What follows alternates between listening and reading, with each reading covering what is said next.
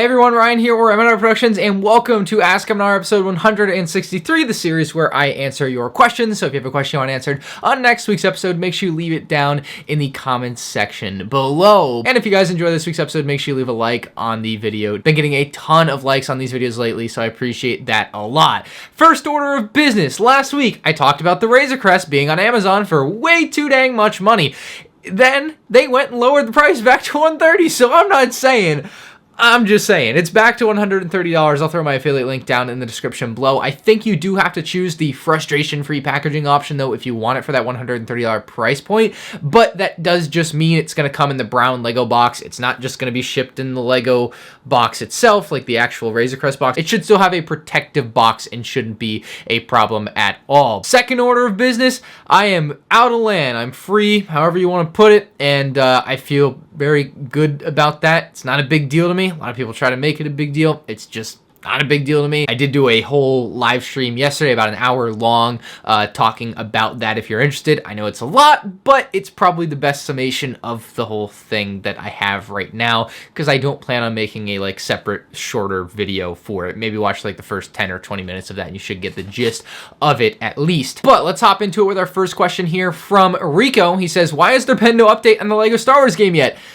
I don't know why there hasn't been an update yet. They haven't come out and said anything as far as I'm aware. But to give you the best knowledge that I have, I've heard that the game might release in May. That's where all the websites and the videos that I've watched have said May is the month. So for what it's worth, that's what I would believe right now. Although LEGO Star Wars not having come out and said anything about the game, or TT Games not having come out and said anything about the game, we're still up in the air at this point as to whether or not the game will even come out this year. But yeah, I mean, they're putting it on all the Star Wars box arts that, play this in the game type of thing. So, you gotta release the game eventually, right? Maybe not. I don't know. Fleming says, why did your Imperial Shuttle review abruptly end like that? So yeah, if you guys caught my Imperial Shuttle review last Wednesday, hopefully I'm gonna have a fixed version out tomorrow. That's the idea. But last Wednesday, I put the Imperial Shuttle review out. I was really excited to have that video out there. I was like, oh yeah, this is cool. I did a good video.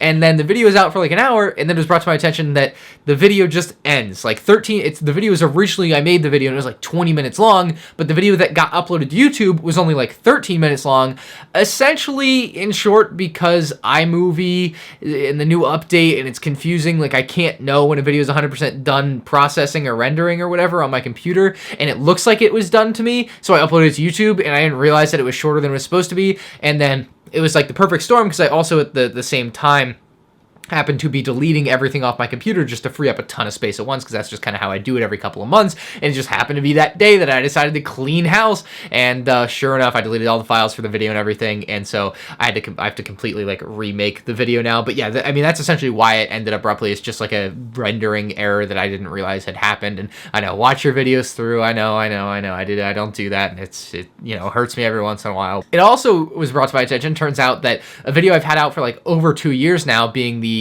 Cloud City comparison, has the same issue, but it is to a much lesser degree. It's not halfway through the video. It's I don't know, 5/6 of the way to the video. It's very close to the end, so it's not as big a deal. Plus, most people are kind of done watching it by then anyway, so most people don't get to the point where it just stops. So it's usually fine on that front. But yeah, that one apparently is another one that had an issue 2 years ago. Brian says there was an article yesterday, can't remember the source or validity, stating they plan on recasting the role for Cara Dune. If they recast, I would think there's no reason LEGO would not produce another Cara Dune figure, and I 100% agree with that sentiment. If Cara Dune shows back up in Star Wars in some other form, and with some other actor, really, there's no reason LEGO wouldn't make another Cara Dune figure. I agree 100%. But yeah, it just comes down to whether or not Disney actually recasts the character and brings her back into the fray in The Mandalorian or whatever show or shows in the future. So time will tell on that. Lisa says, new follower here. Great stuff, Ryan. Are you still seeing retail stores like Target and Walmart stock new LEGO sets early? If so, would you find out by searching their website, or do you have to physically go into the stores to hunt them down? So to get LEGO sets early in general, online is almost never never going to be the way to do it unless you go to like eBay or something. But the way people usually get those sets is by going into their local stores and finding them on the shelves early, or like asking an employee if they have new stuff in the back type of thing. So that is 100% the way to do it. You got to go to the physical store. You got to go in. You got to either look around or ask an employee, or if you happen to know there's like codes for sets, like the UPC code or the DCPI code specifically for Target itself, you can use a website called brickseek.com and put in those codes and find out if stores near you have them in stock. That doesn't tell you if they're street dated or not, because it could still be street dated, but it gives you a much better idea of what your stores have and don't have. But the problem is getting those UPC or DCPI codes, which unless you know how to get those, and even for me it's shaky, it's unless you find them just sitting around somewhere, it's kind of hard to do. So that's a thing. But yeah, you definitely got to go in the stores. I mean, I know recently I think the March sets were found early in Barnes & Noble a couple days ago, so it's like 10 days early for what it's worth. So yeah, stuff like that, but it's mostly in the store. You're not going to find new stuff online first. Gorzo says, I was looking at the VIP rewards, color sheets, art prints, mobile device wallpapers, etc., and I'm wondering, do people actually spend their hard-earned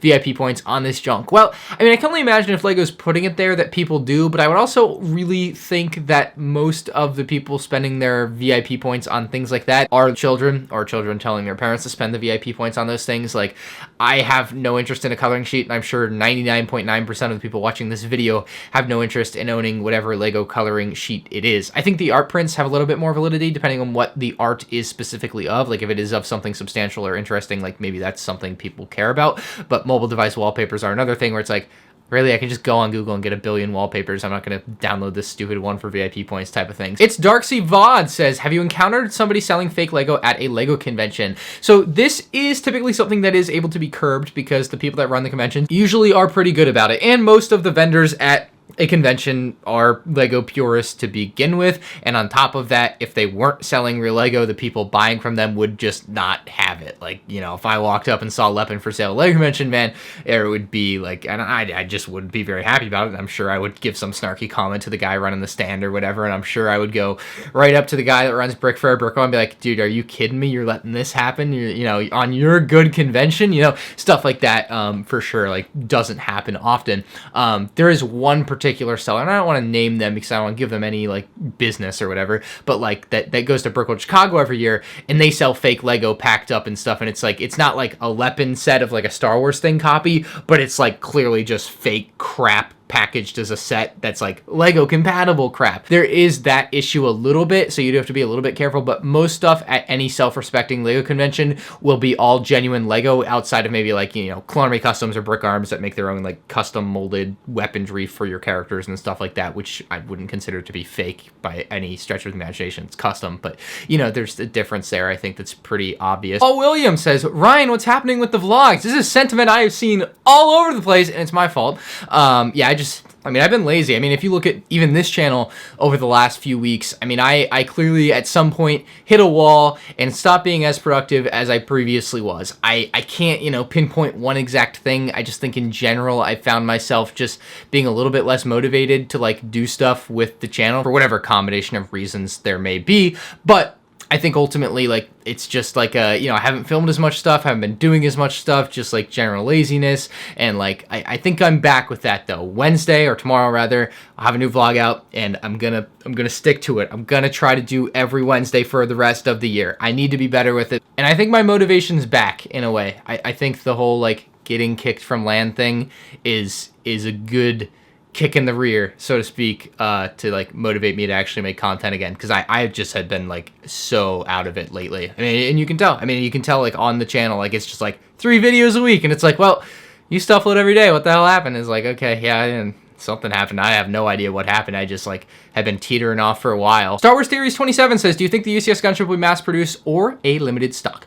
It'll be mass produced like any other UCS set. I have no doubt about that. It's the only things that are really limited stock are like Comic-Con items or Star Wars Celebration items and stuff like that, which don't happen very often, and this is not going to be one of those. So yeah, I mean, it may be hard to get at first type of thing. Like, it'll sell out, I'm sure. You're not going to miss out on it if you're attempting to buy it within a reasonable period of time of the set's release. least, like, you know, within a year and a half, like, you're gonna be fine, you're gonna get one. So yeah, it'll be mass produced. You have it available for at least a year and a half, probably 2 years plus, hopefully. Chris wants to know, random thoughts, last question. What are your thoughts on Disney buying the LEGO Group? The relationship is very strong, and many of the LEGO Group's biggest themes belong to Disney. So maybe some LEGO historian, maybe Brickstar's watching this, he'll definitely have some good info on this one. But I believe back in the day, LEGO was like so close to bankruptcy that they almost sold to Hasbro or something. I think something like that happened. There's probably some real good LEGO historians that know more than I do. Will Disney ever buy LEGO? I highly doubt that. I don't think LEGO ever sells to anybody. I think LEGO will remain independent, much like Disney itself wouldn't sell itself to anybody. Like, you know, LEGO is always going to own LEGO and Disney is always going to own Disney. I just feel like LEGO will always be independent. You know, maybe clip this in 5 years.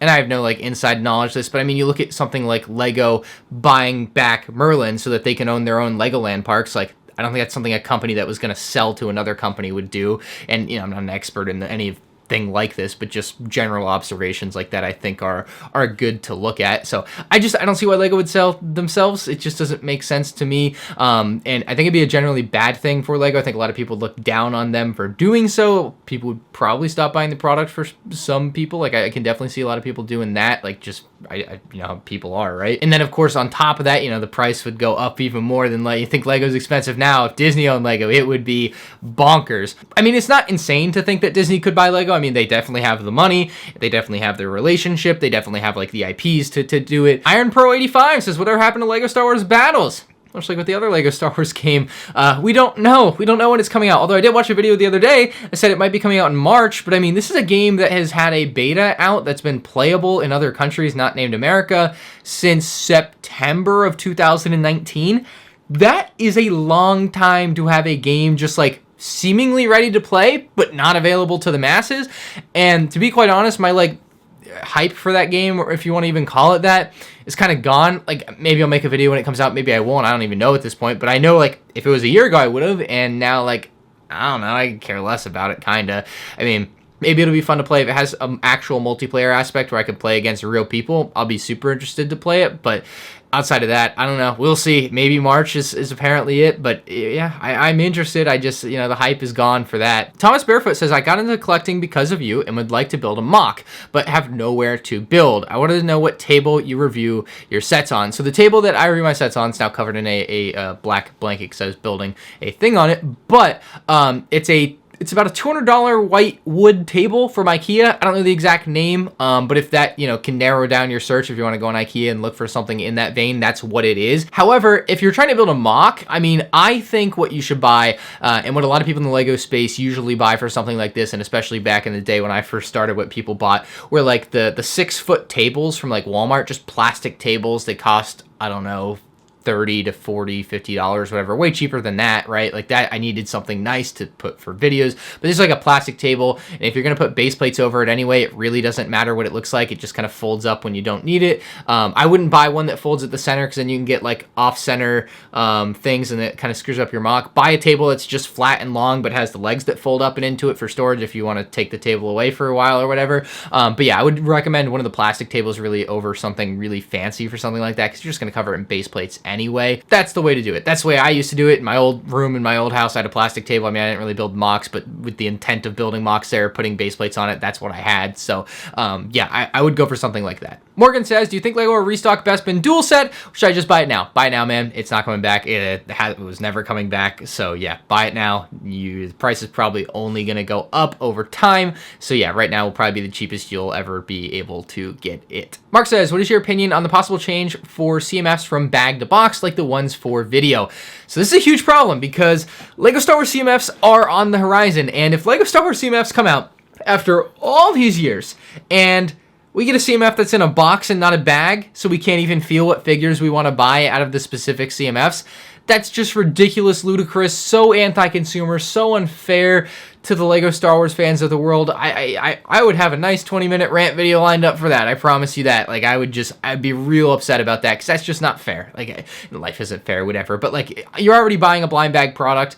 Now you're going to make it completely impossible to have any chance at figuring out what exactly it is. And all of a sudden, it's quite literally just gambling for figures. There's no, like, you just lose all of the potential skill at finding a figure. But Vidiyo is not a CMF. Vidiyo is, for all intents and purposes, a CMF, but is not under the CMF moniker. So, unfortunately, right now, we're kind of in the dark until the next CMF series comes out, which should be, I think, in May it'll happen, and then we'll know if the CMFs of the future will have boxes or bags based on whether that one has boxes or bags. Now, the feedback for boxes is overwhelmingly negative, so I can't imagine LEGO would keep it for CMFs, but it's LEGO. They'll do whatever they can to make more money, I guess, and boxes would make them more money because people would buy more boxes because they can't feel the bags. It's not like CMFs are already ridiculously expensive at $5 each in America. I have it on good authority from LEGO Bob 35 that, you know, boxes were very specifically made for Vidiyo for, you know, I won't say, you know, X, Y, and Z reasons, and that,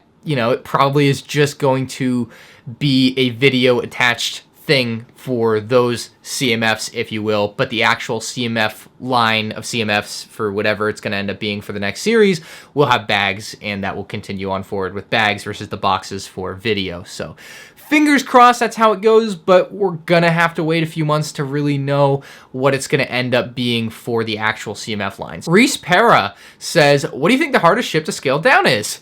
I think it's the Death Star. I think if you look at the LEGO sets LEGO makes for everything, any UCS set, other than maybe like Darth Maul or whatever, that obviously has like a big version of his head and you can't really make a scaled down version of a UCS Darth Maul, but all of like the ships that LEGO makes for UCS sets have scaled down versions. The Imperial Shuttle has a scaled down version. Sandcrawler has a scaled down version. Slave 1, scaled down version.